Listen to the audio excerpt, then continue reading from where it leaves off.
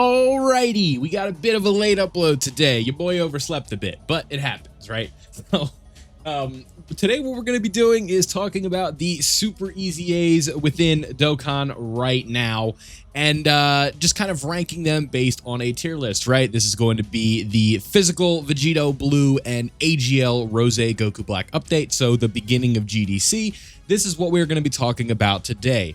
So, with that being said, keep in mind this is just a tier list and we're not really going to be ranking them individually, you know, 1 to 10 and all of that fun stuff. And placements are sort of just loose. If you think a character's A tier, I think they're S tier. That's completely fine. And this is just going to be based on my experience using these characters. Thankfully, we do have all of them in this case. This is one of the rare opportunities where I can do a tier list and I actually have everybody, right? You say, oh, you're a Dokkan tuber, but listen, it's hard to have every character in Dokkan. It really is. So with that being said, if you guys do enjoy this one, let me know down below if you want to see more tier lists like this in the future, or if you want me to just individually rank them 1 to 10, I could do either. The choice is yours. I got to know what you guys are thinking so that way I can make the best content for you. So with all that being said, let's go ahead and hop into today's list. The English language is such a tricky thing sometimes, man.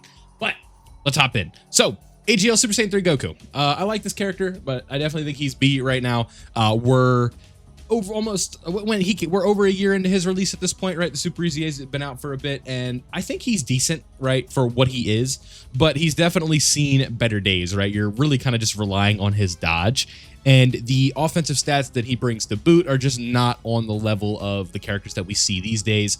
Going through what he went through, right? Saiyan Day 2024 was basically when this guy came out, and then when you just think about individual power creeps that have happened since this character came out, it's a bit tricky to get through, right? Because we have, we had the Worldwide Download Celebration of 2024, we had Tanabata of 2024, we had the 10-year anniversary, so those are 3 individual sort of like power jumps, right? When you think about difficult fights, we had the Goku and Frieza fight that dropped. We had everything from the Worldwide Download Celebration 2024 with the Memorial fights, the new Red Zone fights, right? The memorable battles and stuff like that. All of those events sort of just add up to mean that this guy has just kind of been power crept out, unfortunately. Now, again, if he dodges his attacks, he can be okay, but there's just no world right now really where he's taking normals and he's okay right now. Right, so just keep that in mind as we continue to talk about this. I think he's okay, but B is as high as I want to go with that character. So let's go ahead and move on to the next one, and that is going to be Kid Buu, and Kid Buu is also going to go into the B tier. Now, I do think that he actually works really well on the Majin Power team and stuff like that, but the problem is, again, just power creep. It was not this guy's best friend in terms of like everything you need him to be doing, right? The damage reduction is okay, but he absolutely cannot take those hits before he gets the damage reduction. And really what it comes down to me is his utility is just providing that support, but he is a character at this point that I really think that you need to hide. And obviously that is not what you're looking for in today's age of just how well characters can perform. Anything that you need to be hiding on the team, like specifically, is just not good, right? Now, there's a difference between like, oh, you have to like hide him in the Goku Black and Zamasu fight, which we've talked about extensively on this channel at this point, and like, oh, we need to hide him in like the Buu Saga Red Zone, right? And I don't think you need to hide this guy in the Buu Saga Red Zone by any means, but really anything past like Tanabata 2024 is just not going to be this guy's bread and butter, if you will. So that's why I think B is probably a reasonable placement for this guy. But what I do think, again, his damage reduction potential, his ability to just go into slot 2 and slot 3 and just be okay, and the support that he is providing for some of the absolute best characters in the game, at least when he like, that's a little bit of a stretch, best characters in the game, but there is another Super EZA on this list we'll be talking about later that's probably just one of the best still. So he's going to be providing a lot of really good support for the team and stuff like that. So I think that he definitely is still like a decent character, but he's not somebody that I'm running in modern day content. But if you're thinking about things like EZAs and Super EZA stages, you're one of those guys who goes to EZA stages up to 77 for the title. Like, you'll find that this guy is actually pretty good, right? So I think that he's okay, but that's as high as I can go. And that is going to be the same thing that we are going to say here about Gotenks. Now, Gotenks to me, just really risk reward. What's really frustrating about this character to me is I feel like I want to get the 11 key super attack effect with him, and it just doesn't really do much, or not that it doesn't really do much, but it sucks that like that's what I want to get with him, because it can just be frustrating when it comes to orbs and stuff like that for how I want to set up the team for things that I'm trying to do. Just really not good. And especially considering that the special pose team is definitely not in its best way right now, it's tough to really sort of, you know, give this team or like say that this team is worth running, especially these days. And it's like, because Int Gotenks' EZA is not where it was, right? The Gammas, the TUR Gamma specifically, are not really where they were. The LR Gammas are not really where they were anymore. And the special pose team in specific, I guess we could just pull this up really quickly. It just does not have the juice that I'm looking for these days, right? And that's kind of where I think I'd be running him. Like with Buu Saga, there's just a lot of outright just better characters. And there was another, funny enough, another tech Super Saiyan 3 Gotenks that just straight up replaced this character, right? Like it's just funny how that stuff works. Where is Special Pose at? Special Pose right here. So if we look at the Special Pose team, again, like the releases that we had were really good for it. Like Gotenks is really good for Special Pose. But if you look at the TURs, it's just kind of an interesting spot right now where like Topo is the newest relevant TUR. This was just a free-to-play character, right? Dispo is okay, I guess. But just this team is not good right now. And it like had a moment there with like this Int Gotenks' EZA and the release of Topo and the Ginyu Force. Like it had its moment, but it's definitely kind of came and went. So this Gotenks right here, he's all right, right? Not probably the highest I put him, but B I think is probably where he belongs. So let's go ahead and move on, and that is going to be the Super EZA LR for this Goku. Now this Goku I think belongs a little bit higher than the B tier. Again, just being an LR does make things a bit tricky for like how I want to evaluate a character compared to like TURs and such. So really good free-to-play character, but the problem is just how hard he is to get and the grind to get that Prime Battle Goku, because getting the Prime, you have to A, do the Prime Battle itself, and then B, you have to do this really specific Extreme Z area in order to get to the EZA for this character, and then on top of that, you also have to Super EZA him. It is quite the hassle, honestly, so I can completely understand not wanting to grind that out.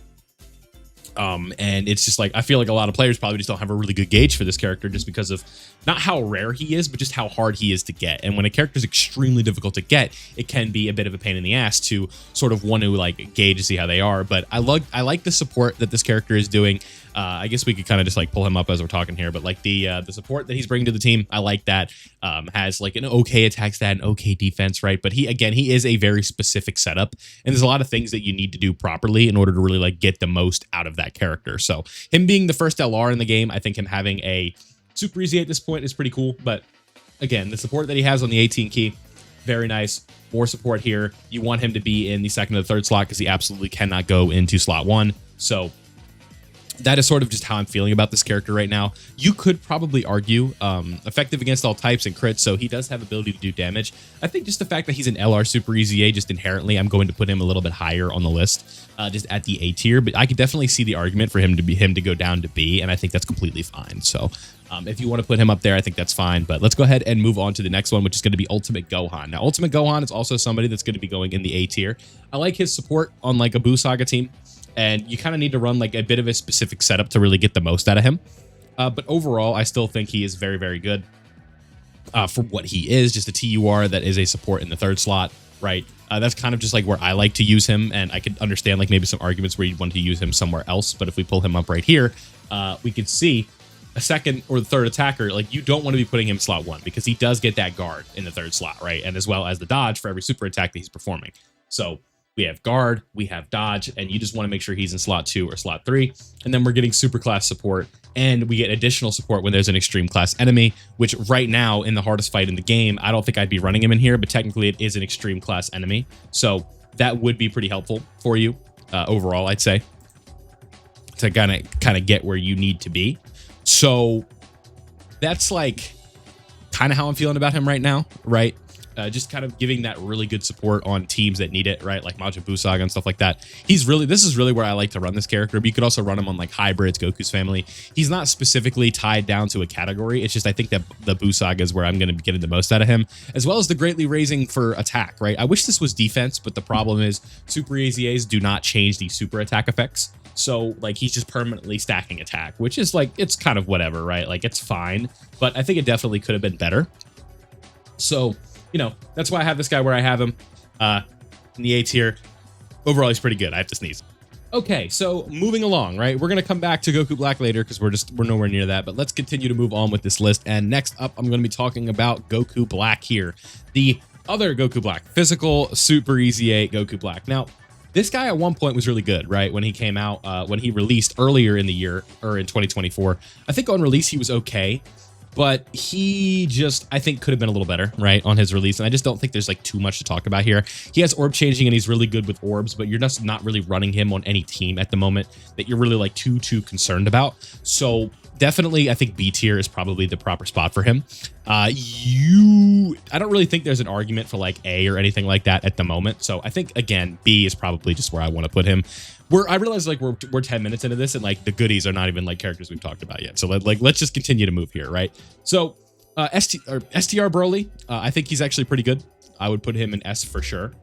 I think that just overall, he's going to be rocking out pretty well for you. Has support on like the movie bosses team, the uncontrollable power team, the orb changing that he has. You get the rainbow orbs that he's providing that support for you. Doing a bunch of supers. You know, I've seen him super 3 or 4 times. Has an AoE, so real nice for like world tournament and multiple enemy fights. But again, just in the modern scheme of things, I don't think that he's really going to be doing too much for you in terms of like going into the most modern content and just absolutely dominating.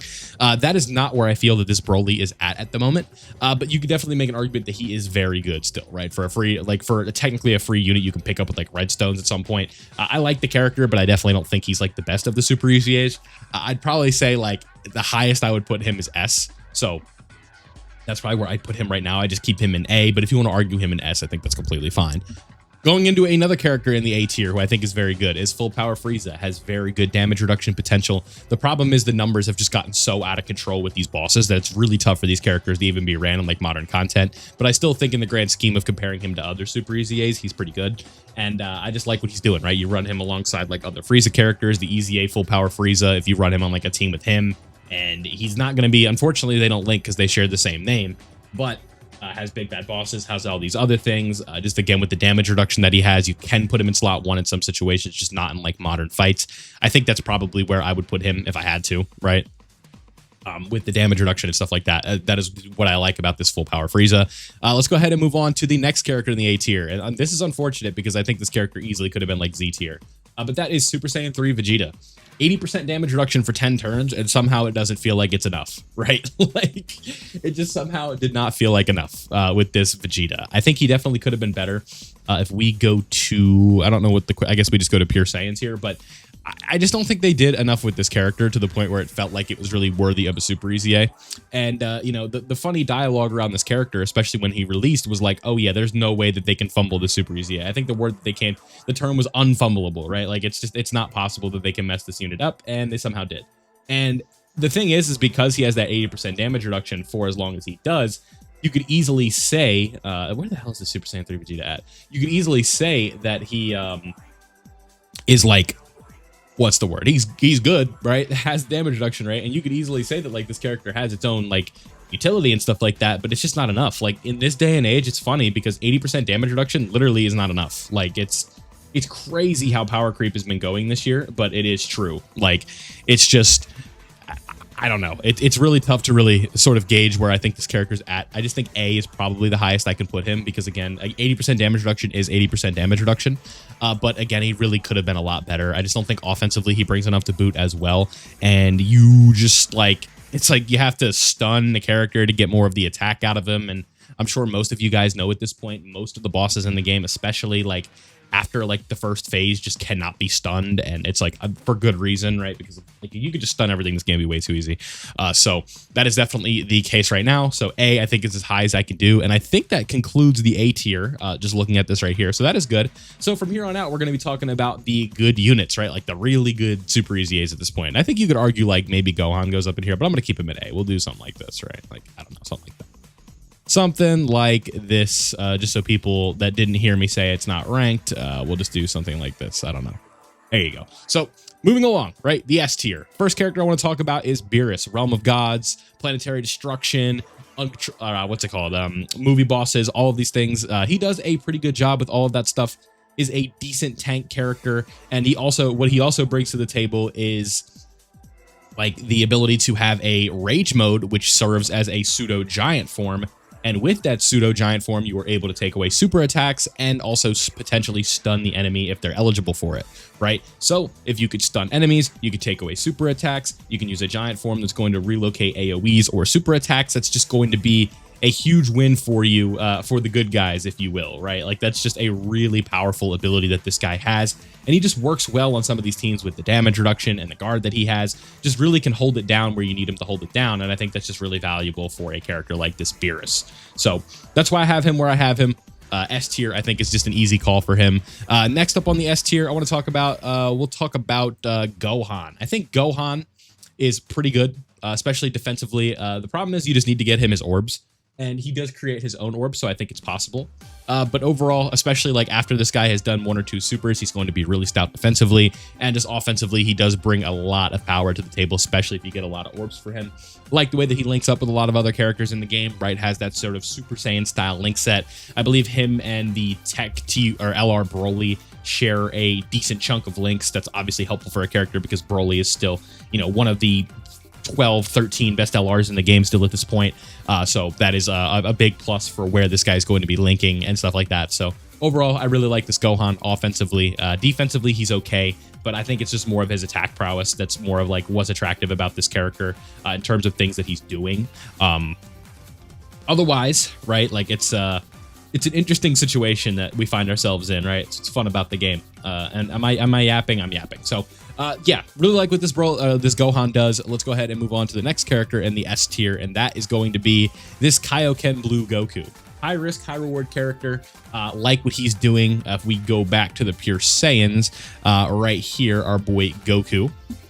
We pulled this bad boy up, has attack stacking and stuff like that, has damage reduction in the 3rd attack. It's a guaranteed additional super, which is going to be another stack. Losing the HP is a bit frustrating.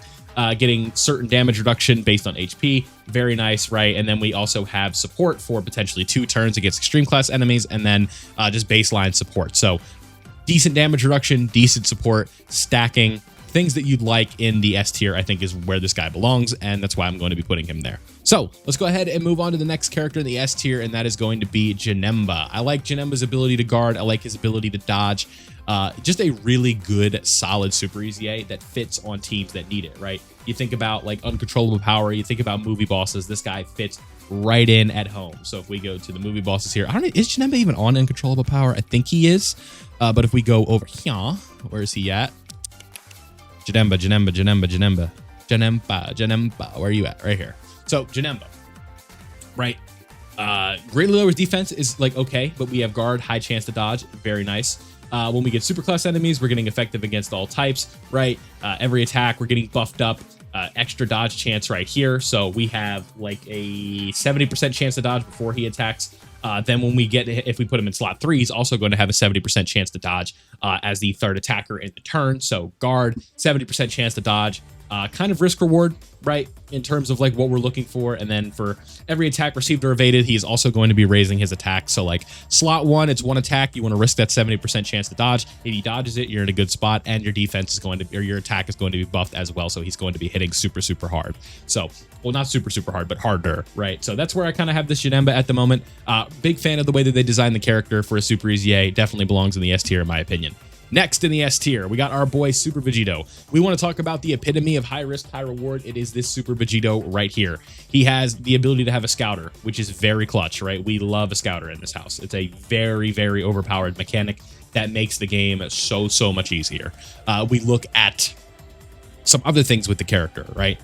Being the support that he has, and the damage reduction that he's going to have against normals is pretty clutch.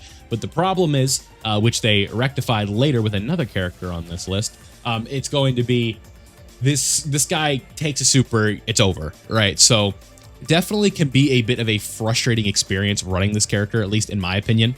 But with that being said, I also think he's still very like solid, right? Especially with the scouter, and if you have the ability to see where the super attack is at, he just, unless he's locked, you know what can't happen with this character. If he can see the super and you can move him, he can't get hit with the super, right? So it's one of those situations where you put this guy where you need to, has the scouter up, you're good to go. He's going to be tanking normals. He's going to be doing some crit counters right back at the enemy. And overall, I think he does perform very well in that aspect. So I think S tier is where he belongs, and that is going to be the same thing here for Super Gogeta.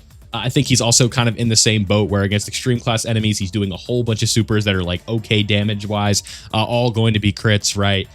Just really good support when he's a certain, I think it's like the 2nd or the 3rd to grab a key sphere in the turn, right? Looks really solid, and I think he definitely belongs in the S tier because these two as a rotation is very fun. But again, 4 to 5 supers, all crits against extreme class enemies is pretty clutch. So that brings us to the Z tier, the top 5, if you will. The first character I'm going to be putting up here is this Goku Black. I don't know why I got rid of Dokkan info. These are the characters that we need to be focusing in on specifically. So, Super EZA for Goku Black, Zamasu, Goku, whatever you guys want to call him.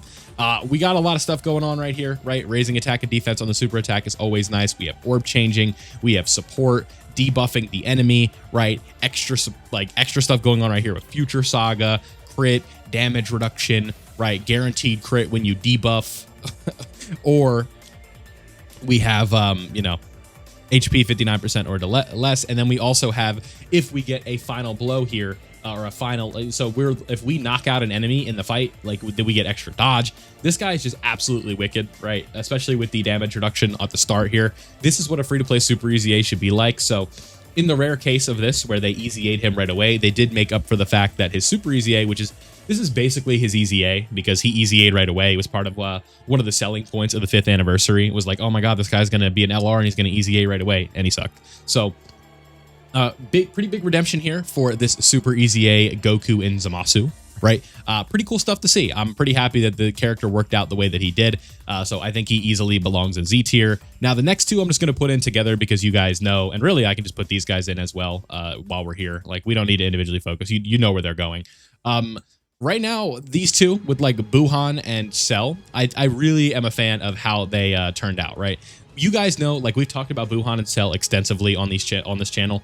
Basically, what you need to know is they become gods with the amount of rainbow orbs that you get, right? Like, this guy, you get 3 rainbow orbs, you get the 66% damage reduction, the 66% chance to crit, right? And he's also just doing like insane attack stats, especially with like the tech Buuhan domain up and stuff like that.